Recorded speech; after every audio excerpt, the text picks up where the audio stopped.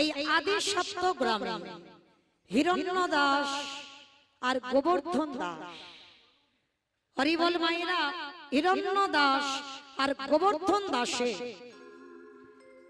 অনেক সাধ্য সাধনা করে একটা পুত্র সন্তান পেয়েছিল, যার নাম রেখেছিল রঘুনাথ দাস।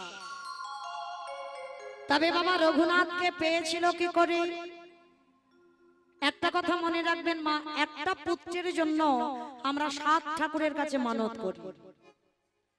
কি হয়েছে? আর তীর্থে যেতে গেলে কিন্তু বাবা সব তীর্থে যদি যেতে না পারো, একবার রাধাকুণ্ডে গিয়ে স্নান করবেন। কেন? এই রাধাকুণ্ডে স্নান করলে যদি তুমি কোনো তীর্থে নাও যাও, দরকার নাই কোনো তীর্থে যাবার, ওই একটা তীর্থে স্নান করলে তোমার সব তীর্থে স্নান হয়ে যায়। জানো তো? কারণ বাবা এই ঘটনাটা অনেকে জানেন, তবু একটু মনে করিয়ে দিই। যেদিন আমার ভগবান কৃষ্ণ অরিষ্টাসুরকে বধ করেছিল, এই অরিষ্টাসুর মানে একটা অসুর, মানে গোমাতার রূপ ধারণ করেছিল, মানে গাভী। আর গাভী রূপ ধারণ করে, আস্তে আস্তে কথা নয়, এই গোমাতার রূপ ধারণ করে ওই ধবলী, শ্যামলী, কালী, কমলীর সঙ্গে মিশে গিয়েছিল। আর মিশে গিয়ে কৃষ্ণকে মারতে এসেছিল অরিষ্টাসুর, একটা অসুর। তা কৃষ্ণ কি করে বুঝতে পারলো? না, ওই গোষ্ঠে বাবা সব গরু বাছুর চড়ছে, প্রত্যেকটা গোমাতার ছায়া মাটিতে পড়ছে, কিন্তু অরিষ্টাসুর ওর ছায়াটা মাটিতে পড়ছে না। ভগবান বুঝতে পেরে গেল, ও তো আমার গরুর পালেদের মধ্যে কেউ নয়, ও নিশ্চয়ই আমাকে নিধন করবে বলে এসেছে। আর তখন অরিষ্টাসুরের সঙ্গে যুদ্ধ হলো। ভগবান ওই গোমাতার পাটাকে ধরে বনবন বনবন করে ঘোরাতে ঘোরাতে একেবারে টেনে আছাড় দিয়ে, মানে একটা আছাড় এমন দিয়েছে অরিষ্টাসুর বধ হয়ে গেছে। আর যেই না অরিষ্টাসুর বধ হলো, শ্রীমতী রাধারানী গোবিন্দের দর্শন করে বলেছিল, তুমি হচ্ছে পাপী। শুধু পাপী নয়, তুমি হলে মহাপাপী। ভগবান বলেছিল, হ্যাঁ গো রাধে, আমি মহাপাপ করেছি, আমি সবার পাপের বিচার করি, আর তুমি আমাকে বলছো পাপী বলে? হ্যাঁ, তুমি গোমাতাকে হত্যা করেছো। সব থেকে বড় পাপ তো ওটাই, যদি কেউ গোমাতা হত্যা করে। তা ভগবান এসে বলছে, আরে পাগল, তোমরা কেউ বোঝো না, আমি তো গোমাতাকে মারিনি, ওটা অরিষ্টাসুর ছিল। বলে মূর্খ, অরিষ্টাসুর ছিল আমরা জানি, কিন্তু ও তো গোমাতার রূপটা ধরেছিল। তাহলে তুমি গাভী মাতাকে হত্যা করেছো, তাতে তুমি মহাপাপী হয়েছো। রাধে, তাহলে একবার বলে দাও, আমি কোথায় গেলে মুক্তি পাবো? বলো কোথায় গেলে মুক্তি পাবো? বলে শোনো, তোমাকে 12 বছর তীর্থে তীর্থে স্নান করতে হবে। আর যদি 12 বছর তীর্থে স্নান করতে পারো, তাহলেই তুমি সকল পাপ থেকে তুমি মুক্তি পেয়ে যাবে। আর যেই না বললো সকল পাপ থেকে তুমি মুক্তি পেয়ে যাবে, গোবিন্দ বললেন, রাধে গে গো, রাধে গো,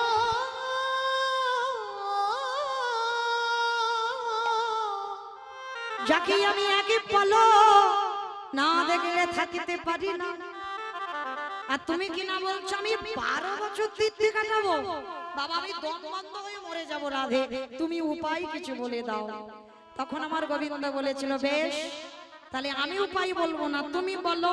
বলে শোনো রাধে, আমি যদি সকল তীর্থকে যদি আমি এক জায়গায় হাজির করি, আর সেখানেই যদি আমি স্নান করি, বলে হ্যাঁ, তা মন্দ হবে না। তুমি যদি চোখের সামনে দেখাতে হবে যে সব তীর্থ এসেছে, বলে ঠিক আছে রাধে, আমি দেখাবো। ভগবানের হাতের মুরলি দিয়ে যেই না কুণ্ডটা খনন করেছে, সমস্ত তীর্থকে আহ্বান করেছে, গঙ্গা, যমুনা, সরস্বতী, প্রভাস, হরিদ্বার, সমস্ত তীর্থ, জগতে যত যত তীর্থ আছে সবাইকে ডেকেছে। ডেকে বলছে, দেখো, আমি রাধা চরণে মহাপাপী, আমি অরিষ্টাসুরকে বধ করেছি, কৃপা করে তোমরা জল হয়ে এই কুণ্ডে এসো। আরে যদি একবার কুণ্ডে আসো, আমি ওই কুণ্ডে স্নান করলে তবে পবিত্র হব। তা ভগবান আহ্বান করেছে বাবা সব তীর্থ তো আসবেই। এইবার তীর্থ এসেছে, স্নান করেছে, স্নান করে যেই না রাধারানীর চরণে প্রণাম করতে যাবা, সখীগণ বলছে দাঁড়াও দাঁড়াও দাঁড়াও, খবরদার তুমি পাপী। হাই ভগবান, আমি সব তীর্থে স্নান করলাম, এখনো নাকি আমি পাপী। কি করে আমি পাপী হলাম? বলে শোনো, তীর্থ তখনই পবিত্র হয় যখন রাধা চরণ পরশে পাই। তুমি তীর্থ ডেকেছো, তীর্থ জল হয়ে গেল, সেই জলে তুমি স্নান করলে, কই তীর্থ রাধা চরণ তো ধরলো না। তাহলে যে তীর্থ রাধা চরণ ধুলা না পাই, সেই তীর্থ জীবনে পবিত্র হয় না। তাহলে কি করব? তাহলে একটা কাজ করো, রাধে তুমি একটা কুণ্ড খনন করো। রাধারানী হাতের কঙ্কন দিয়ে সৃষ্টি করলো, একটা খনন করলো কুণ্ড। তা ললিতা বিশাখা বলছে এবার কি করবে? এখানে তো জল নেই। তেমন সময় গোবিন্দ বলছে মাঝখান থেকে একটা ছিদ্র করে দাও, আর ছিদ্র যদি করে দাও ওই দিকে জল এই দিকে চলে আসবে। বলে দাঁড়াও দাঁড়াও, সর্বনাশ, ও তো জল পাপী, ওই পাপী জল আমার রাধারানীর কুণ্ডে আসবে? হ্যাঁ, তুমি গোমাতাকে হত্যা করেছো, আর সেই পাপী জল আমার রাধার কুণ্ডে আসবে? কখনো নয়। বলে তাহলে কি করবো? বলে ফেরে আবার ডাকো। আবার আহ্বান করলো, সমস্ত তীর্থকে ডেকে বলছে তীর্থ তোমরা আমার কুণ্ডে এসেছো ঠিক কথা, কিন্তু রাধা চরণ পরশ না করলে তোমরা পবিত্র হবে না। আর তবেই পবিত্র হবে, তবেই আমি স্নান করলে তবে আমি পবিত্র হব। এইবার সকলে তীর্থ কেঁদে বলে রাধে গো, রাধে গো,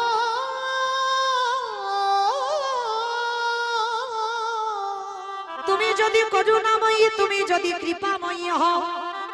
দেখবেন বাবা ভগবানের কাছে কেউ সরাসরি যাবে তো উনি বাবা চিত্তগুপ্তের খাতা দেখে হিসাব করবে কত পাপ পূর্ণ করেছো, ভগবান হিসাব করবে। কিন্তু যদি রাধা চরণে কেউ ধরতে পারে, আমার রাধারানী কোনোদিন চিত্রগুপ্তকে ডেকে বলবে না পাপ পূর্ণের খাতাটা দেখাও। যদি একজন ভক্ত রাধা চরণ আঁকড়ে ধরতে পারে, ওগো অচিরে কৃষ্ণ প্রাপ্তি হয় গো, হৃদয় গৌর করিব।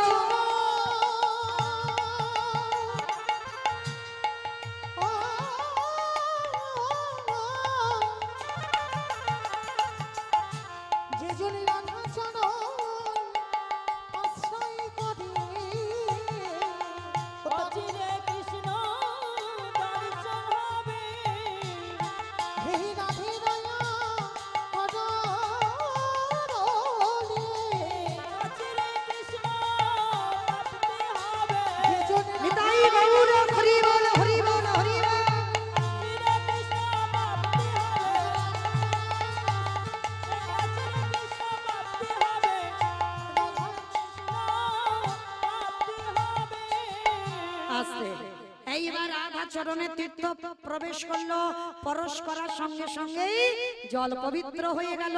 আর তারপরে রাধা কুণ্ড শ্যাম কুণ্ড এক হয়ে গেল। রাধারানী কঙ্কন দিয়ে খনন করলো রাধা কুণ্ড, আর গোবিন্দ মুরলী দিয়ে সৃষ্টি করলো শ্যাম কুণ্ড। তবে মা আলাদা আলাদা কুণ্ডে স্নান করতে হবে না, একটা শ্যাম কুণ্ড একটা রাধা কুণ্ড। স্নান যদি করতে হয় শ্যাম কুণ্ড নয়, রাধা কুণ্ডে স্নান করতে হবে। কারণ আগে রাধা পরশ পেতে হবে। আর ওই রাধা কুণ্ডে স্নান করে যাদের একটা পুত্রের জন্য সাত ঠাকুরের কাছে যাও, যেতে লাগবে না। আমি কীর্তনিয়া বলে যাচ্ছি, ওই রাধারানীর কাছে গিয়ে একেবারে কায় মনোবাক্যে একেবারে যদি বলতে পারো রাধে তোমার হলাম বলে, রাধে তোমার হলাম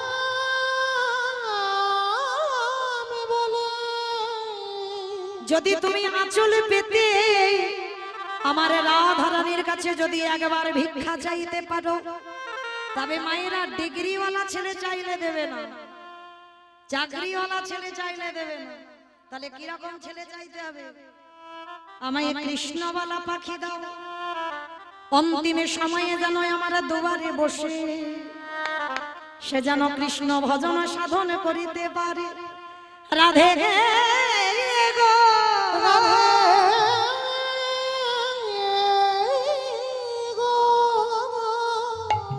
তুমি ওই রকম কৃষ্ণ বলা সন্তান আমাকে দাও। আর একবার যদি চাইতে পারো, এইভাবে যদি আমার রাধারানীর কাছে আরতি করতে পারো, অবশ্যই আমার রাধারানী তোমার কোল আলো করে কাউকে না কাউকে পাঠাবেই পাঠাবেই। আজকে ঠিক ওই গোবর্ধন দাস আর হিরণ্য দাস, হিরণ্য দাসের ঔরসে নয়, গোবর্ধন দাসের ঔরসে জন্ম নিয়েছিল রঘুনাথ দাস। এদের সম্পত্তি আপনাদের আমাদের মতো নয়, এদের সম্পত্তি ছিল বাবা স্বর্গের ইন্দ্রের মতো সম্পত্তি। প্রতিদিনের আয় 12 লক্ষ স্বর্ণ মুদ্রা আয় ছিল প্রতিদিনের। 8 লক্ষ কর শুধু নবাবকে দিত। মানে ভাবতে পারছো, মানে দিনের রোজগার কত? সেই বাংলার নবাব। হিরণ্য দাস আর গোবর্ধন দাস সন্তান তো পেল, কিন্তু মা ছোটবেলা থেকে রঘুনাথের বৈরাগ্য ভাব। হাজার খেলনা দেয়, ভালো লাগে না। ছোটবেলা থেকে তার একটাই মনের ইচ্ছা, আমি কোথায় গেলে কৃষ্ণ পাবো। কে গো মায়েরা, এখন মোবাইলে দেখছো ছোট্ট একটা ছেলে ভাগবত, অনেকে দেখছো, ছেলেটার নাম রেখেছে ভাগবত। দেখেছো ছেলেটা ছোটবেলা থেকে তৈরি, সে জোরসে বলে আমি প্রভুপাদ হতে চাই। হ্যাঁ, ছোট্ট ছেলে একটা। তাহলে ভাবতে পারছো ওই ছেলেটা, একটা কথা মনে রেখো বাবা, যারা সকাল সকাল নেমে পড়েছে, আমরা তো 80 লক্ষ জনই ফেলে এসেছি, 4 লক্ষ বার মানব জনম। আর যারা সকাল সকাল নেমে গেছে, মনে রেখো হয়তো এই জন্মটা শেষ, আর এই জন্মের পরে পেয়ে যাবে ভগবৎ স্বরূপ। আর অনেকের বাবা সে ভজনে নামতে গিয়ে বাবা দাঁত পড়ে যাচ্ছে, চুল পেকে যাচ্ছে, চামড়া আলগা হচ্ছে, এখনো বাবা ভজনে নামতে পারছে না। তার মানে মনে রেখো 4 লক্ষ বারে এখন অনেকবার আপ ডাউন হতে হবে। আর যারা সকাল সকাল নামছে তাদের বাবা হয়ে এসেছে তাই, কিন্তু এমন কর্ম করব না যেন আবার আমাদের 80 লক্ষ জনিতে ফিরে যেতে হয়। আজকে এই ছোট্ট বেলা থেকে রঘুনাথ, পড়াশোনা তো মন মতি নেই, তা বাবা জ্যাঠা মনে মনে ভাবলো ছেলেটাকে তো একটু শিক্ষিত করতে হবে, কারণ আমার এই জমিদারি দেখভাল করবে কে। বলদেব আচার্যের কাছে নিয়ে গেল রঘুনাথের হাত ধরে। বলদেব আচার্য দেখা মাত্র বলে উঠলেন, ওরে বাবা এই বড় লোকের ছেলে। আর দেখবেন বাবা বড় লোকের ছেলেরা একটু খামখেয়ালি হয়, অপরাধ নেবেন না, কাউকে উদ্দেশ্য করে নয়, এদেরকে কিছু বলা যাবে না, মানে এদের জেদটা বেশি হয়, মানে ওরা যেটা মনে করবে তো সেটা ঠিক। তা বলদেব আচার্যের কাছে যেই না রঘুনাথকে নিয়ে গেল, রঘুনাথকে দেখে বলে উঠলেন বলদেব আচার্য, দাঁড়াও দাঁড়াও দাঁড়াও, শোনো, তোমার রঘুনাথকে আমি আমার চরণে আশ্রয় দিতে পারবো না। হিরণ্য দাস আর গোবর্ধন দাস চরণ ধরে বলছে, হে গুরুদেব, আপনি জানেন না অন্যান্য ছেলেদের মতো আমার রঘুনাথ নয়, একেবারে আলাদা, আপনি ওকে একটু চরণে ঠাঁই দিয়ে দেখেন। ঠিক আছে আমি আশ্রয় দিলাম, তবে দেখো গোবর্ধন, দেখো হিরণ্য, যদি কোনোদিন তোমার ছেলে ভুল কাজ করে আমি কিন্তু গলা ধাক্কা দিয়ে আশ্রম থেকে বের করে দেব। তাই হিরণ্য দাস আর গোবর্ধন দাস বলছে, আমাদের রঘুনাথ ভুল করতেই পারে না, কারণ আমরা ছোটবেলা থেকে তো দেখছি ও অন্যায় করবে না, আপনি একটু আশ্রয় দেন। এই জায়গাটা একটু আস্বাদন করবেন মায়েরা। আর ওই যে গোবর্ধন দাস আর হিরণ্য দাস রেখে এলো, বলদেব আচার্য প্রতিদিন ভাগবত পাঠ করে, নিত্য ভাগবত, আস্তে আস্তে আস্তে কথা নয়, নিত্য ভাগবত পাঠ করে। আর ওই ভাগবত আসরে সমস্ত পড়ুয়ারা বসে, রঘুনাথও বসে থাকে বাবা সবার সামনে। আচ্ছা মায়েরা, আপনাদেরও ঘরে তো সন্তান আছে, আমারও একটা ছেলে বসে আছে করতাল বাজাচ্ছে, আমিও একজন মা, তাহলে আমরাও মা, আমাদেরও সন্তান আছে, রঘুনাথও একটা সন্তান। সবাই বসে কত কি গল্প হাসি ঠাট্টা করছে, কিন্তু রঘুনাথ সবার সামনে বসে বাবা মন দিয়ে ভাগবত শুনছে। আচ্ছা মা, 5 বছরের ছেলে ভাগবতের কিছু বোঝে? কিছু বুঝবে? কিছু বুঝছে না, কিন্তু কেঁদে যাচ্ছে। গুরুদেব পাঠ করছে আর দেখছে রঘুনাথ কাঁদছে। তা পাঠ শেষ করে রঘুনাথকে কাছে নিয়ে বলছে, রঘু, ও রঘু, এখানে আয় তো দেখি। এই রঘু, সত্যি করে বল, তোর কি হয়েছে?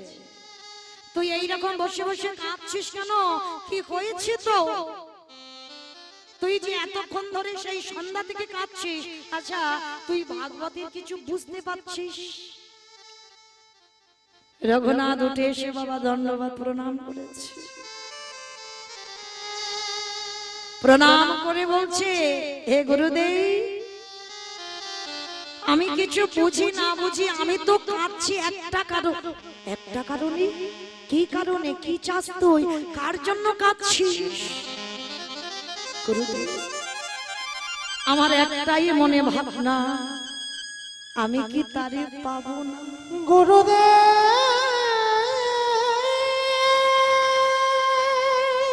আমি কি তারে পাবো না? আমি কোথা গেলে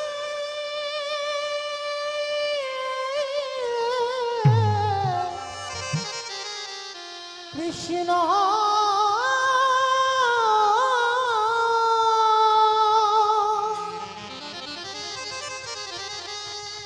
কৃষ্ণ দরস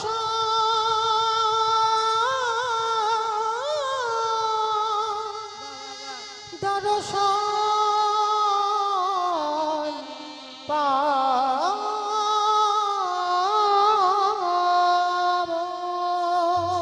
বলো না গুরুদেব, আমি কোথায় গেলে তাকে পাবো? একটা কথা মনে রেখো বাবা, ভগবান পেতে গেলে আগে হৃদয়ে আকুলতা চাই। আর যত আকুলতা হবে, যত তোমার হৃদয়টা ছটফট করবে ভগবানের জন্য, তাহলে জেনে যাবে বাবা খুব তাড়াতাড়ি তোমার ভগবত দর্শন হবে। এই কথাটা বাবা শ্রী শ্রী রামকৃষ্ণ পরমহংসদেব ওই নরেন ঠাকুরকে প্রশ্ন করেছিল, ঠাকুর, ভগবান পেতে গেলে কি করতে হবে গো? ভগবান পেতে গেলে কি হয় গো? আমি যে ভগবান পাবো, আমার কি অনুভব হবে? তাহলে দাঁড়া, আমি তোকে দেখাচ্ছি বেটা। এইবার দক্ষিণেশ্বর কালীবাড়িতে ঠাকুর থাকে, আর দক্ষিণেশ্বর কালীবাড়ি থেকে বাবা ওই শ্রী শ্রী রামকৃষ্ণ পরমহংসদেব নরেনকে ডেকেছে, নরেন, আই নরেন, আয়। এইবার ওই গঙ্গার ঘাটে স্নান করতে নেমেছে, আর যেই না স্নান করতে নেমেছে বাবা, সঙ্গে সঙ্গে ডুবটা দিয়েছে। আর আমার ঠাকুর কি করেছে, নরেনের মাথাটা নিয়ে জলের ভিতরে একেবারে চেপে, আর যেই না জলের ভেতরে চেপে ধরেছে, আর একজন যদি বাবা ডুব দেয় আর কেউ যদি মাথাটা নিয়ে ধরে চেপে থাকে, কি দশা হবে? মানে মরে যাওয়ার মতো আকুপাকু করবে না হৃদয়টা, মানে ছটফট করছে, ছটফট করছে। আর যেই না ঠাকুর ছেড়ে দিয়েছে, নরেন বাবা একেবারে হাঁপিয়ে গেছে, জল থেকে উঠে পড়েছে। উঠে পড়েই বলছে, এই জন্য তোমায় বলে পাগল। তার ঠাকুর খিলখিল করে হাসছে, আমায় পাগল বললি কেন? পাগল না, আমি তোমাকে জিজ্ঞাসা করলাম ভগবান পেতে গেলে কি করতে হয় বলো, আর কি রকম হয় অনুভব সেটা বলো। আর আমি স্নান করলাম, তুমি আমার মাথাটা নিয়ে জলের তলায় চেপে ধরলে। আর ঠাকুরের বই যারা পড়েছেন বাবা, উদাহরণ ছাড়া তো ঠাকুর কথা বলে না। দেখবেন ঠাকুর যা যা কিছু করে সব উদাহরণ। তার যেই না মাথাটা চেপে ধরেছে, তা ঠাকুর প্রশ্ন করছে, হ্যারে নরে, যখন মাথাটা চেপে ধরেছিলাম তোর এই ভিতরটা কিরকম হচ্ছিল বলতো?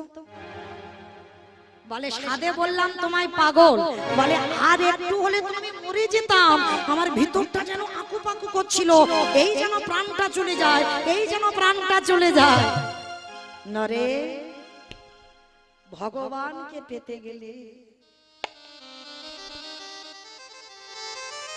যেদিন তোর হৃদয়ে ওই রকম আকুলতাটা আসবে, ভগবান পেতে গেলে যেদিন তোর হৃদয়টা ওই রকম ছটফট করবে, যেন এই প্রাণ বেরিয়ে যায়, এই প্রাণ বেরিয়ে যায়, যদি করতে পারিস, তাহলেই তুই জানতে পারবি যে তোর ভগবত কৃপা হবে।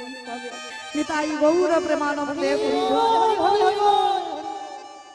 ঠিক আজকের বাবা ঠিক এই রকম রঘুনাথের দশা। ছোটবেলা থেকে রঘুনাথ ওই আশ্রমে বসে আর নয়ন জলে কাঁদে আর বলে, আমি কি তারে পাবো না, আমি কি তারে দেখা পাবো না। কৃষ্ণ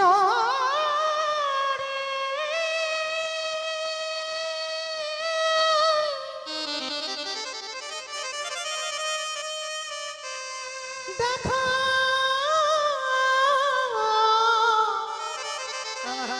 দেখা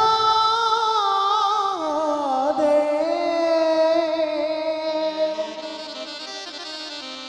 হরে কৃষ্ণ দেখা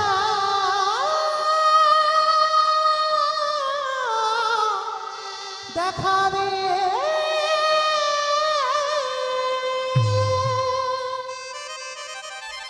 আশ্রমে রইল রঘুনাথ বাবা। এদিকে নামাচার্য হরিদাস লক্ষ হীরাকে উদ্ধার করে একদিনের জন্য এসেছিল ওই বলদেব আচার্যের ঘরে। আর বলদেব আচার্যের ঘরে যেই না হরিদাস ঠাকুর এসেছে, সমস্ত ছেলেরা আসতে, বাবা বাবা এখন প্রোগ্রামটা ছড়িও না, একটু নিবেদন বাবা, এখন এখন প্রোগ্রাম কেউ ছড়াবে না, যখন দল ওঠানামা করবে তখন দিও, কিন্তু কীর্তন চলাকালীন নয়। সবার চরণ ধরে বলবো, এমনিতে গরম হচ্ছে, প্রচুর গরম, একটু শান্ত হয়ে বসে। নিতাই গৌর প্রেমানন্দে হরি বল হরি বল হরি বল। হরিদাস ঠাকুর যেই না দাঁড়িয়েছে বাবা, সঙ্গে সঙ্গে আমার রঘুনাথ ছুটে এসে আমার ওই হরিদাস ঠাকুরকে দণ্ডবাদ, মানে শুয়ে পড়ে প্রণাম। মায়েরা মনে রেখো, আমাদের নারী জাতিদের দণ্ডবাদ প্রণাম নয়, নিষিদ্ধ। আমাদের হাঁটুটা মাটিতে রেখে পঞ্চাঙ্গ প্রণাম করতে হবে। আর পুরুষ জাতি ওদেরকে ষষ্ঠাঙ্গে দণ্ডবাদ প্রণাম। রঘুনাথ 7 থেকে 24 ঘন্টা জগতে যত যত ভক্ত আছে, এই রঘুনাথ দাসের মতো দণ্ডবাদ প্রণাম আর কেউ কোনোদিন করতে পারবে না। যেমন নামাচার্য হরিদাসের মতো নাম কেউ জপ করতে পারবে না, আর রঘুনাথ দাসের মতো দণ্ডবাদ প্রণাম কেউ কোনোদিন করতে পারবে না। আর এই রঘুনাথ দাস যেই না বাবা হরিদাস ঠাকুরকে দণ্ডবাদ প্রণাম করেছে, হরিদাস ঠাকুর রঘুনাথের হাতটা ধরে বলছে, এই তো সেই ভক্ত। আচ্ছা বাবা, ভক্ত চিনবে কি করে? ভক্ত চিনবে কি করে? এই গলায় তুলসীর মালা দেখলে মনে পড়বে আমি বড় ভক্ত? না। আমি প্রসাদ ভুজি, আমি বড় ভক্ত? না। আমি গেরুয়া বসন পরে দাদার সঙ্গে তিলক সেবা করে বেড়াইয়েছি, আমি বড় ভক্ত? না। তাহলে চিনবে কি করে ভক্ত? ভক্তের নয়নের দিকে তাকালে দেখবেন একবার কৃষ্ণ নামে যার হৃদয়টা দুলে ওঠে, একবার কৃষ্ণ নামে যার নয়নে বাড়ি ঝরে, অনুভব করবেন বাবা কিঞ্চিত ভক্ত হওয়ার অধিকার অর্জন করে ফেলেছে। কৃষ্ণ নামটা বললেই যখন তোমার হৃদয়ে আকুলতা এসে যাবে না, বুঝতে পেরে যাবে খুব তাড়াতাড়ি তোমার ভগবত দর্শন হবে। হরিদাস ঠাকুর যেই না রঘুনাথকে দেখেছে, রঘুনাথকে পরশ করেই বুঝতে পেরে গেছে বাবা এ কেমন ভক্ত।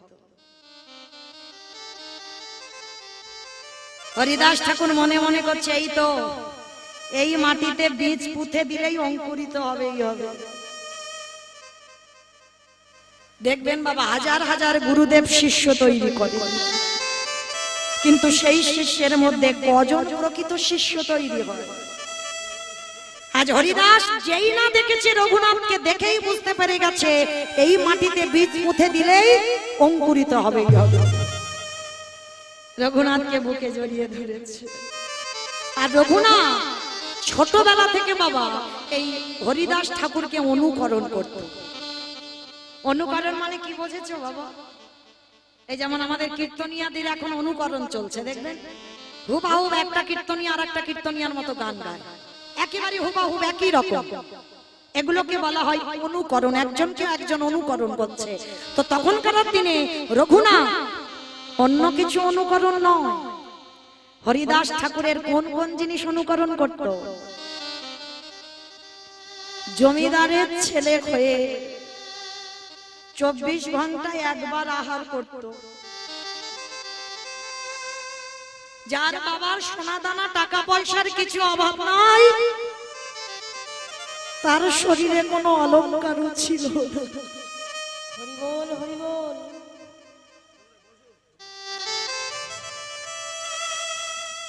কারণ বাবা কলি তো বসবাস করে স্বর্ণতে। ভক্তি জগতে যদি আগাতে চাও, ওই সোনা দানার লালসা তোমায় ত্যাগ করতে হবে।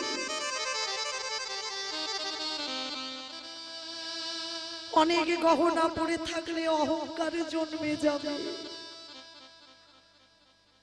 তোমার ভজন পথে বাধা হয়ে দাঁড়াবে। রঘুনাথের জমিদারির ছেলে হয়েও পরনে একটা বহির্বাস আর একটা অন্তর্বাস, সেও বাবা জীর্ণ মলিন শত ছিদ্র। কৃষ্ণ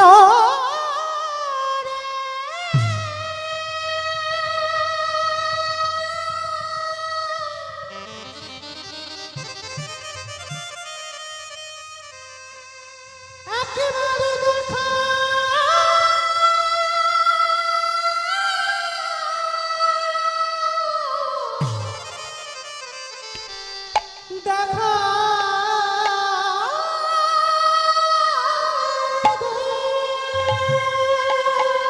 রঘুনাথ শয়ন করতো মা ধুলার পরে, কোন রকমে মাটিতে একটা মাদুর বিছিয়ে, মাথায় না থাকতো বালিশ, অঙ্গে না থাকতো কোনো কাঁথা।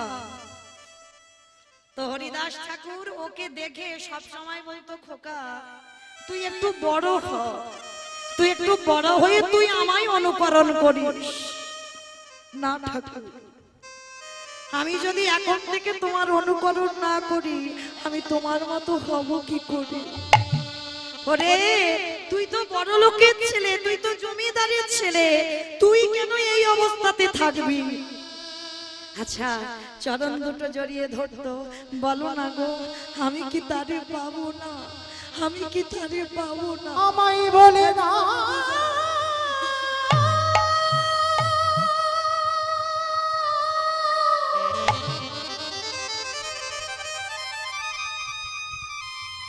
আমি কোথায় গেলে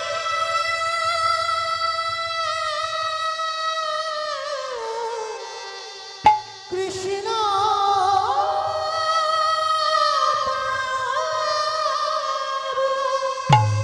কৃষ্ণ ছাড়া আমার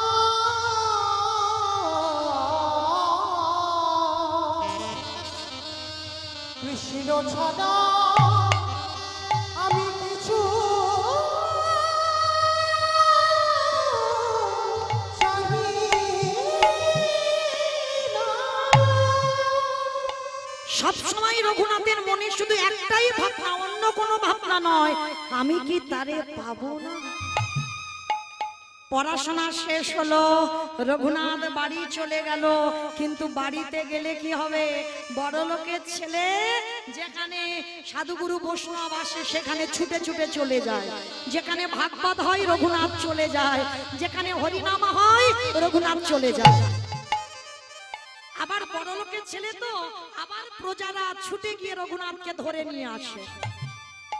শেষে বাবা জ্যাঠা বিরক্ত হয়ে গেল, বিরক্ত হয়ে গিয়ে রঘুনাথকে ঘরে বন্দি করে রাখলো, শিকল দিয়ে বেঁধে রাখলো। কি গো মাইরা, ভোলানো যায়? একবার যদি তুমি আমার কৃষ্ণকে ভালোবেসে ফেলো,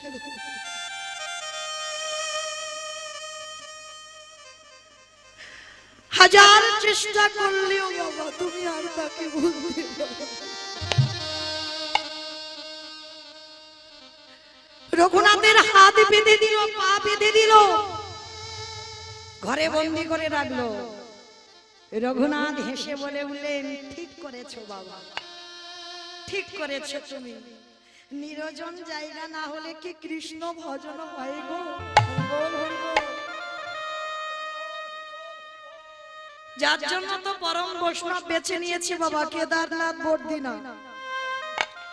একেবারে পাহাড়ের মাথায় লোকালয়েতে আমরা মালা করি, মালা হয়, নাম হচ্ছে, সংখ্যা বাড়ছে, কিন্তু বাবা ভিতরের নাম হচ্ছে না। ওটা বাইরের নাম, দেহ শুদ্ধ হচ্ছে।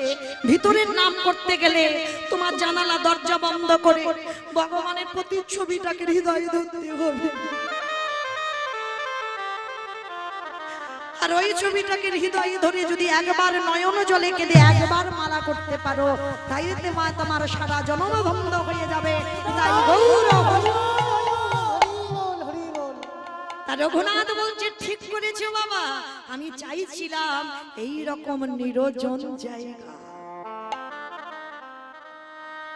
এই রকম নিরজন জায়গা আমার ইচ্ছা। বাবা রাতের বেলা করে খেতে দেয় রঘুনাথকে, অত সোজা নয়। এক সপ্তাহ রঘুনাথ কিছু খায়নি, এক সপ্তাহ।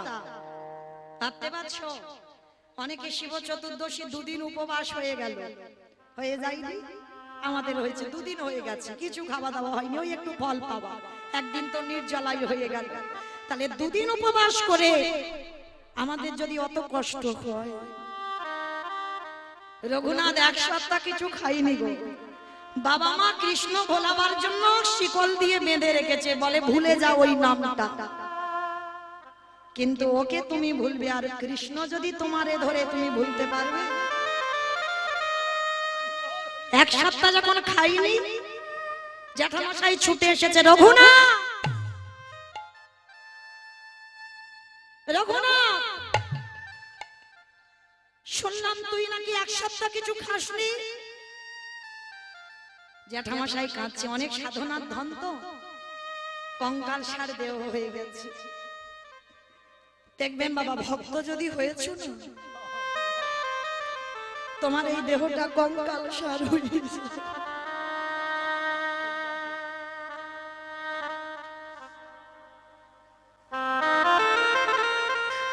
তাদের না থাকবে কোনো সাজগোজ, না থাকবে কোনো এলাক পোশাক,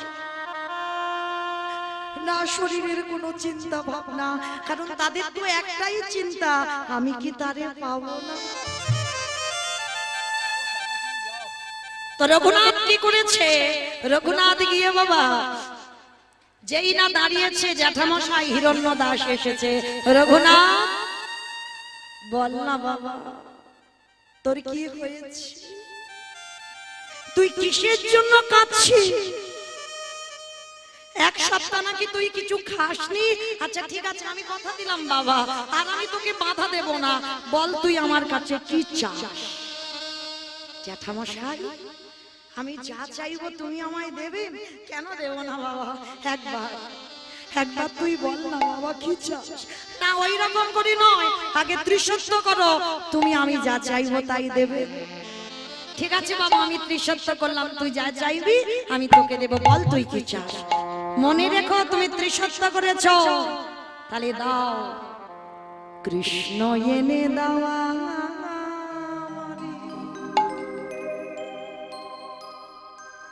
কৃষ্ণ এনে দাওয়া,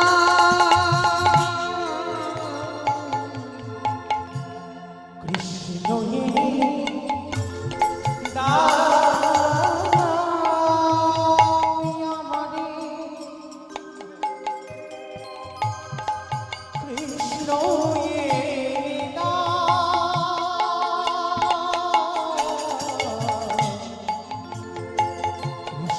এনে দাও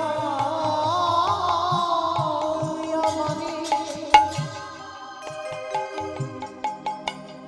কৃষ্ণ এনে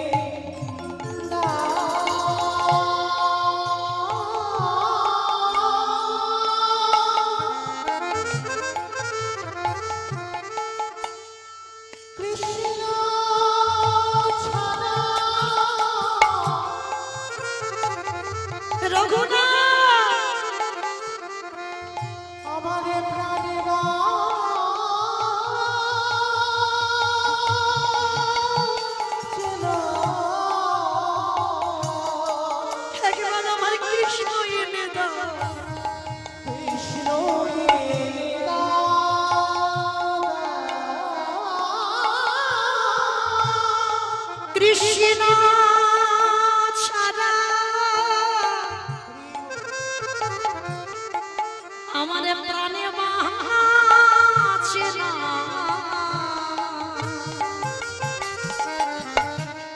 তুমি কৃষ্ণ এলে দাদা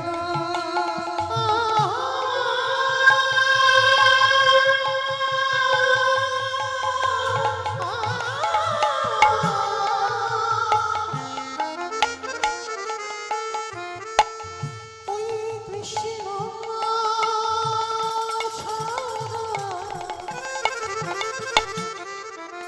প্রাণে বাঁচে না। কৃষ্ণ এলে দাও জেঠু কেউ বোঝে না আমার মনের কথা,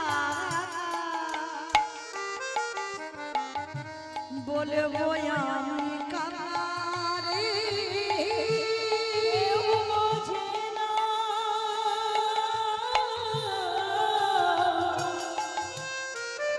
আমার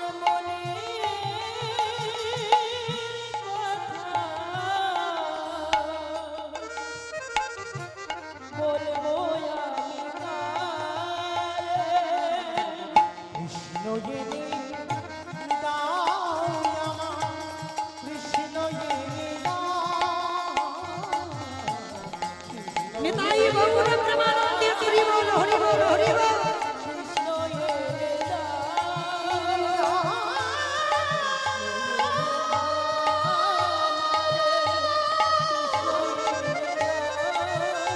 আমায় কৃষ্ণ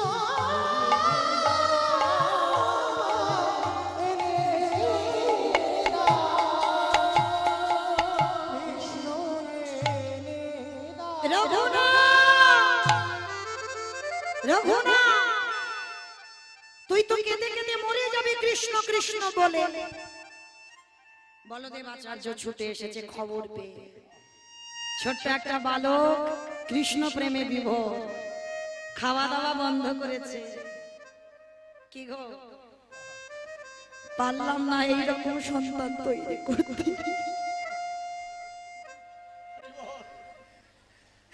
হলো না।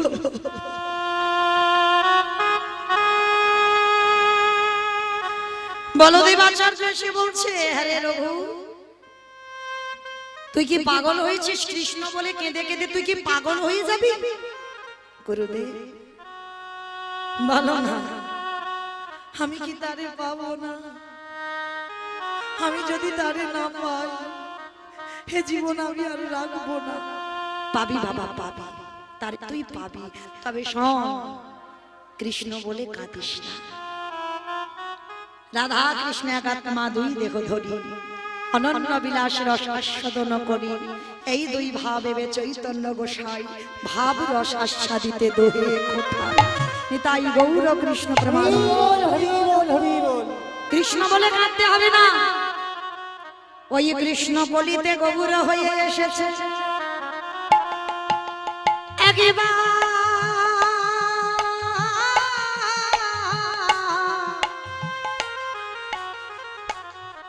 একেবারে কৃষ্ণ বলে না কেঁদে, একেবারে গৌরী বলে কেঁদে। গৌরী হে নিতাই গৌর হরি বল হরি বল।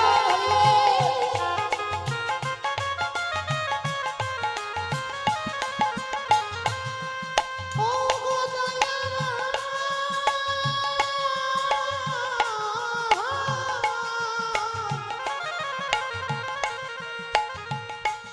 ও গো কৃপা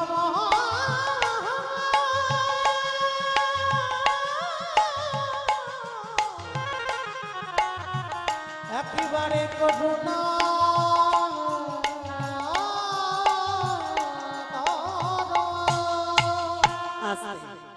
যেই না আজকের বাবা যেই বলেছে কৃষ্ণ বলে কাঁদতে হবে না, কৃষ্ণ কলিতে গৌর হয়ে এসেছে নদিয়া।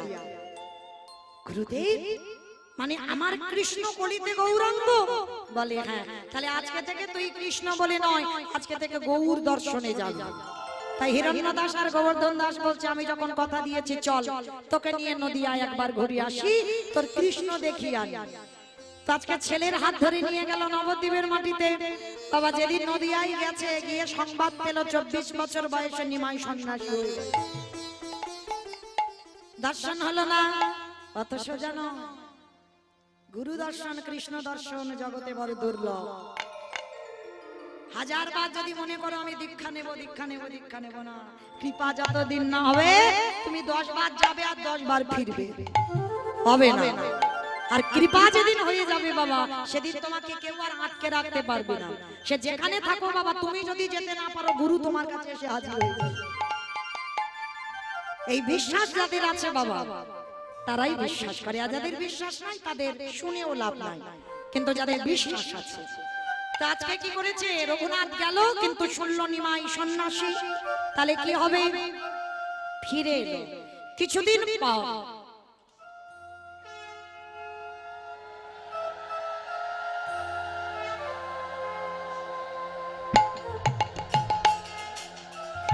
তাই গৌর প্রেমানন্দে হরি বল হরি বল। তা ফিরে এসেছে বাবা, কিছুদিন পরে আমার মহাপ্রভু এসেছিল অদ্বৈত আচার্যের ঘরে। এটা আপনারা জানেন, নিমাই সন্ন্যাসের পর।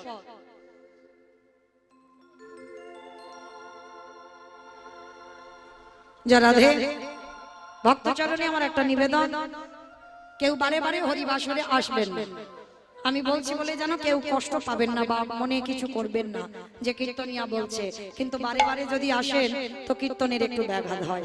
তার জন্য আপনাদের কীর্তনের শেষে আমি একটু বাইরে গিয়ে দাঁড়াবো, তখন আসবেন, কিন্তু কীর্তন চলাকালীন নয়। নিতাই গৌর প্রেমানন্দে হরি বল হরি বল। আজকে কি করেছে বাবা, রঘুনাথ যখন খবরটা পেয়েছে অদ্বৈত আচার্যের ঘরে সন্ন্যাসের পরে নিমাই এসেছে, তাই হিরণ্য দাস আর গোবর্ধন দাসের সঙ্গে করে নিয়ে আমার রঘুনাথ গিয়েছিল ওই অদ্বৈত আচার্যের ঘরে শান্তিপুরে। আর শান্তিপুরে যেই না গিয়ে দাঁড়িয়েছে, গিয়ে কি দেখছে জানো, রসে তনু ঢর ঢর গৌর কিশোর বহর। আস্তে আমাইরা সন্ধ্যেবেলায় আমাদের ভজনটাও হয়ে যাবে আর কীর্তন শোনাটাও হয়ে যাবে, মানে আমাদের ভজনও হবে আর শ্রবণও হবে আর কীর্তন গাওয়াও হবে। একটু উলুধ্বনি দাও দেখি। রসে তনু ঢর ঢর গৌর কিশোর বহর। আরে রসে তনু ধর ধর গৌর কিশোর বর। রসে তনু ঢর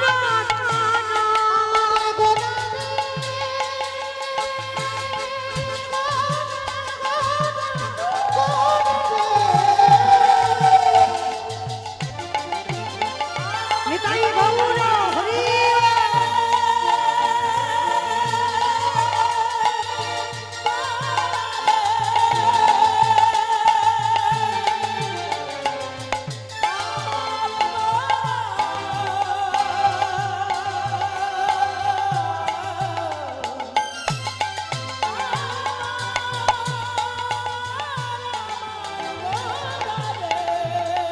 আরে রসে তনু ধর ধর গৌর কিশোর বর। এবে নামে শ্রীকৃষ্ণ চৈতন্য। আরে এবে নাম শ্রীকৃষ্ণ চৈতন্য। এবে নামে শ্রীকৃষ্ণ চৈতন্য। আরে এবে নাম শ্রীকৃষ্ণ চৈতন্য। এ শ্রবণে গুরু কথা কহিতে অন্তরে ব্যথা। এই শ্রাবণী গূঢ় কথা কহিতে অন্তরে ব্যথা। এ শ্রবণে গুরু কথা কহিতে অন্তরে ব্যথা। আরে এই শ্রাবণী গূঢ় কথা কহিতে অন্তরে ব্যথা। ভক্ত বিনা নাহি জানে অন্য।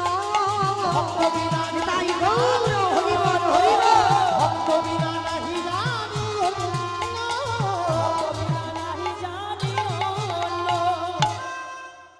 সমস্ত ভক্তদের মাঝখানে দাঁড়িয়ে আছে রঘুনাথ। কীর্তন শেষ হলো, সবাই প্রণাম করলো, আর রঘুনাথ সবার মাঝখান থেকে গিয়ে মহাপ্রভুর চরণে গিয়ে বাবা একেবারে শুয়ে পড়ে দণ্ডবত। ওই যে বললাম ভক্ত ভক্তরেই চিনতে পারে। যেই না রঘুনাথ দণ্ডবত সঙ্গে সঙ্গে হাতটা ধরে তুলেছে, বাবা বাবা, এই তো সেই পেয়ে গেছে আমার আপনজন। নিতাই চাঁদকে বলল, দাদা আমি যে পাত্রে প্রতিনিয়ত প্রসাদ পাই, ওই পাত্র থেকে প্রসাদ এনে আমার রঘুনাথকে একটু প্রসাদ দাও। কৃপা হয়ে গেল। যারা এতদিন সঙ্গে ছিল তারা মহাপ্রভুর উচ্ছিষ্ট প্রসাদ পেল না, আর আজকের প্রসাদ পেয়ে গেল। আর যেই না প্রসাদটা দিয়েছে বাবা, ভক্তি তো পেয়ে গেল, ভগবত দর্শন হয়ে গেল। তা কিছুদিন থাকে রঘুনাথ মহাপ্রভু চরণ সেবা করে, আর সেবা করতে করতে আজকে বেশ কিছুদিন কেটে যাবার পরে রঘুনাথকে ডেকেছে, রঘুনাথ এবার আমি ঘরে ফিরব, আমাকে যেতে হবে জগন্নাথ ধাম, পুরী ধাম।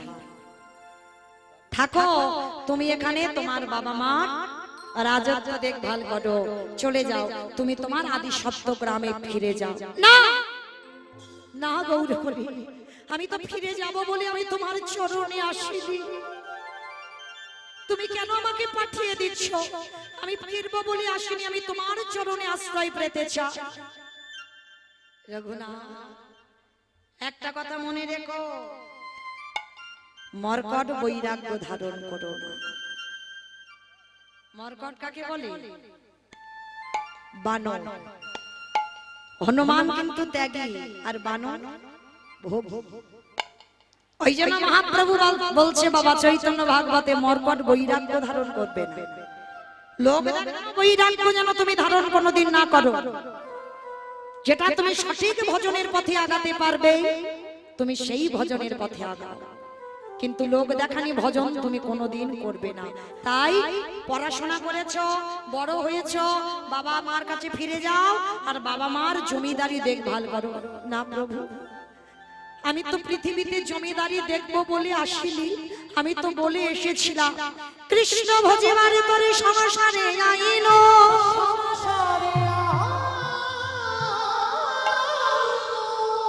মিছে মায়ায় আবদ্ধ হয়ে বিজ্ঞ সম হইল।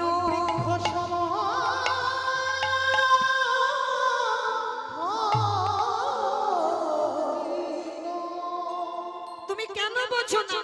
কেন বুঝতে চাইছো না? আমি তো এই দেহটা কৃষ্ণ সেবার জন্য পেয়েছি। কে গো, এখানে আমরা এতজন ভক্ত জানি, সবাই কৃষ্ণ ভক্ত হব বলে এলাম, আর হলাম কি মায়ার ভক্ত, মায়ার দাসত্ব করছি। ভুলে গেলাম আমরা কৃষ্ণ দাস, কিন্তু না, জানো মনে পড়ে গেল এই যে কৃষ্ণ দাস হতে হবে। তো আজকের রঘুনাথ এতটাই ভজন পথে আগিয়েছে, তথাপি আমার মহাপ্রভু সঙ্গে নিল না। কেন নিল না? অত সোজা নয় বাবা। একটা কথা মনে রেখো, এই জগৎটা না বাবা অনেকের পিছনে লাগার ভক্ত অনেক আছে, দেখবেন। তুমি তোমার আচরণ করতে পারবে না, কিন্তু যারা আচরণ করছে বাবা তাদের পিছনে লাগতেই আছে, লাগতেই আছে। হ্যাঁ, কিন্তু তুমি বাবা এক মাস একটু নিরামিষ সেবা করে দেখো তো, প্রসাদ তো বাপ, এক মাস একটু নিরামিষ সেবা করে দেখো, পারবে না। এখন তো বাবা, বাবা মা মরে গেলে সে মালসার ভাত খাওয়া উঠে যাচ্ছে। জোর 5 দিন খাবে, বলে বাবা ওই 15 দিন আমার দ্বারা হবে না।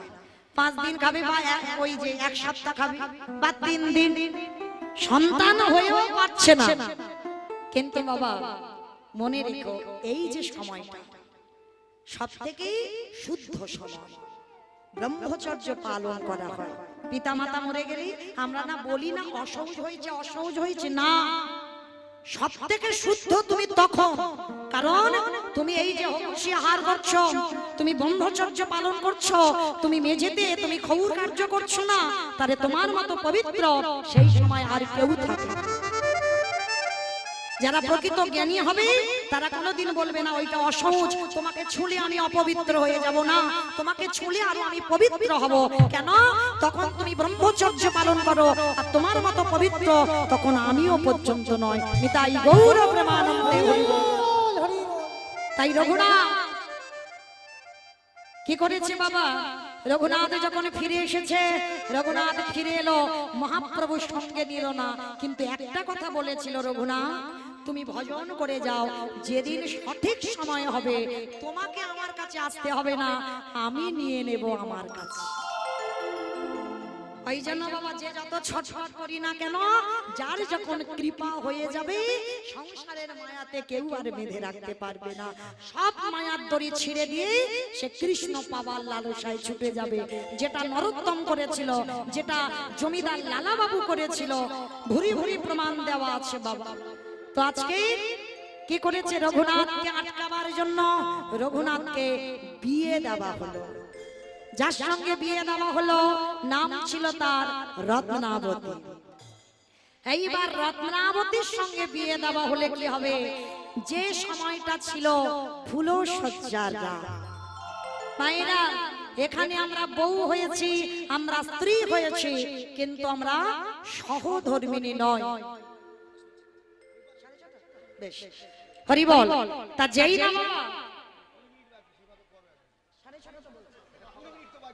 ঠিক আছে ঠিক আছে ঠিক আছে ঠিক আছে ঠিক আছে ঠিক আছে ঠিক আছে ঠিক আছে, উনি সময় চলে আসবে, আমি সময় ছাড়ছি। হরি বল। তো আজকে রঘুনাথকে সংসারে আটকাবার জন্য বিয়ে দেওয়া হলো, নাম হলো তার রত্নাবতী। কিন্তু রত্নাবতী বউ নয়, রত্নাবতী স্ত্রী নয়, রত্নাবতী ছিল বাবা সহধর্মী। ফুলসজ্জার ঘরে রঘুনাথ বসে বসে কাঁদছে, আর রত্নাবতী গিয়ে প্রশ্ন করেছিল, স্বামী কাঁদছো কেন তুমি? আস্তে আস্তে কথা নয়, আস্তে আস্তে আস্তে, এখনো তো আসছে না, সময় আছে, একটু আস্তে। তো রত্নাবতীর সঙ্গে বিবাহ হলো। বিয়ে দেওয়ার পর এইবার ওই রত্নাবতী বলল, বলো তুমি কার জন্য কাঁদো? আমি কথা দিলাম এই রাতের অন্ধকারে তোমার বাবা মা বিয়ে দিয়েছে কৃষ্ণ ভোলাবার জন্য, এই রাতের অন্ধকারে এই সংসার থেকে আমি কৃষ্ণ চরণে তোমায় পাঠাবো। রত্নাবতী মনে রেখো, এ জীবনে কোনোদিন তুমি আমাকে আর পাবে না। রত্নাবতী বলেছিল, আমি তোমার সহধর্মিণী, নাইবা পেলাম তোমার 3টে দিনের স্মৃতি নিয়ে আমি সারা জীবন কাটিয়ে দেব। কি গো, পারবে কোনোদিন? ফুলসজ্জার রাতে স্বামীকে চিরজনমের মতো বিদায় দিতে দিয়েছিল রত্নাবতী মা, কিন্তু যাবার সময় একটা কথা বলেছিল, যদি কোনোদিন কৃষ্ণ পাও, একবারে জীবনে তো আমার হবে না, একবার ওই কৃষ্ণ চরণে আমার নামটাকে জানিয়ে দিও। রাতের অন্ধকারে বেরিয়ে পড়ল রঘুনাথ। গেল কোথায়? পৌঁছে গেল জগন্নাথ ধাম, পুরী ধাম। এইবার রঘুনাথের বৈরাগ্যটা দেখে। যখনই বাবা যেটা শুনেছিল রঘুনাথ সংসার ত্যাগ করে পুরী ধামে গেছে, তখন বাবা অন্ন বস্ত্র অর্থ রঘুনাথের জন্য পাঠায়, আর রঘুনাথ সেইগুলো নিয়ে ওই বৈষ্ণব সেবা ভক্ত সেবা দেয়। কিন্তু মহাপ্রভুর এটা পছন্দ নয়। কেন বাবা? এটা মৌমিতা বলছে না, মহাপ্রভু বলে গেল, কাউকে যদি দিতে চাও কিছু, তোমার ডান হাত দেবে, বাম হাত যেন জানতে না পারে। অনেকে আছে না বাবা, স্টেজের উপরে উঠে কাউকে নাম ধরে ধরে ডেকে বস্ত্র দিচ্ছে, কম্বল দিচ্ছে না, তাতে কি হয়? তাতে তাকে ছোট করা হয়, তাকে অপমান করা হয়, সমাজে দেখিয়ে দেওয়া হয় ওর অন্যের অভাব, বস্ত্রের অভাব, ওই জন্য আমি ওকে দান করছি না। এটা মৌমিতার কথা নয় বাবা, যেন ভুল বুঝবেন না। বলছে মহাপ্রভু রঘুনাথকে, তোমার বাবা যেটা অহংকার, আর তোমারও সেই অহংকার আসবে, আমি পছন্দ করি না রঘুনাথ। বন্ধ করে দিল, খবর দিল আদি সত্য গ্রামে কেউ যেন অন্ন বস্ত্র কিছু না পাঠায়। দিন চলে কি করে? লোকের দ্বারে দ্বারে মাধুপুরি করে খায়, সেটাও মহাপ্রভুর পছন্দ নয়। তাহলে কি করি? আনন্দ বাজারে বসে থাকে। আনন্দ বাজার চেনো তো? ওই জগন্নাথের প্রসাদ যেখানে বিক্রি হয় ওটা আনন্দ বাজার। ওইখানে রঘুনাথ বসে থাকতো, আর যা যা প্রসাদ বেশি হতো রঘুনাথ ওই প্রসাদই পেত, তাতেও প্রভুর পছন্দ নয়। তাহলে কি করবে? মানে কিরকম ঘষে মেজে নিচ্ছে দেখো ভক্তকে, অত সোজা নয়। কৃষ্ণ ভজন এমনি এমনি। তাহলে কি অনাহারি অনিদ্রায় কাটাবি না? তাহলে কাটাবি কি করে? ওই জগন্নাথের সিংহ দুয়ারে বসে আছে রঘুনাথ। এক সপ্তাহ হয়ে গেল কিছু খাচ্ছে না। হ্যাঁ গো, বাঁচতে কি আর পারে? কিছু তো মুখে দিতে হবে। কি দিচ্ছে? জগন্নাথের নালা দিয়ে প্রসাদই ভেসে যাচ্ছে, পচা গলা প্রসাদ। রঘুনাথ তুলে নিয়ে ধৌত করে লবণ দিয়ে সবে মুখে দিতে যাবে, মহাপ্রভু পিছন থেকে এসে হাতটা ধরেছে। রঘুনাথ, ওরে রঘু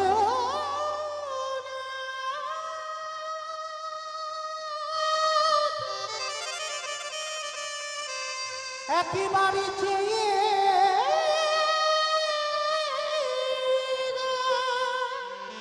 যেই না তাকিয়েছে, মহাপ্রভু প্রসাদই চাইছে। না না প্রভু না, এটা তো পচা প্রসাদ। ওরে মূর্খ, প্রসাদ কোনদিন পচা হয়? প্রসাদ কোনদিন গলা হয়? প্রসাদ কোনদিন বাসি হয়? প্রসাদ জীবনে পচে যায় না। প্রসাদ প্রসাদই হয়। ভগবান সেবা করলে প্রসাদ, ভক্ত সেবা করলে মহাপ্রসাদ। নিতাই গৌর প্রেমানন্দে। জোর করে রঘুনাথের হাত থেকে আমার মহাপ্রভু ওই পচা গলা প্রসাদ কেড়ে নিয়ে বদনে দিয়েছে। মহাপ্রভু এই ভক্তের উচ্ছিষ্ট বড় ভালোবাসেন। আর যেই না বদনে দিল, সঙ্গে সঙ্গে রঘুনাথ জড়িয়ে ধরেছে চরণ দুখানা। মহাপ্রভু বলছে, ওরে তোর আশ্রয় চরণে নয়, আয় আয় আমার বুকে আয়। রঘুনাথ, আজ থেকে জানলাম তোর মতো ভক্তে, তোর মতো বৈরাগ্য আর পৃথিবীতে কারোর হবে না। নিতাই গৌর প্রেমানন্দে। রঘুনাথ চলে গেল রাধা কুণ্ডের তীরে। আর রাধা কুণ্ডের তীরে গিয়ে হা রাধে বলে কাঁদলো। রৌদ্র প্রখর তাপ, রাধা রানী নিজের বস্ত্রটা আচ্ছাদন করে রেখেছে। পিছনে তাকিয়ে দেখলো রাধা রানী একা দাঁড়িয়ে আছে। রঘুনাথ বলল, রাধে, তোমাকে একা নয়, কৃপা করে তুমি যুগল রূপে দর্শন দাও। রাধা কুণ্ডের তীরে যেখান থেকে রঘুনাথের উৎপত্তি হলো, সেইখানে জীবনের শেষ সময় আমার যুগল মাধুর্য দর্শন করলেন। আজ রাধা গোবিন্দ যুগলের আড়ালে স্বামীর ভাবে দাদা গেল নবীন কিশোরী গো।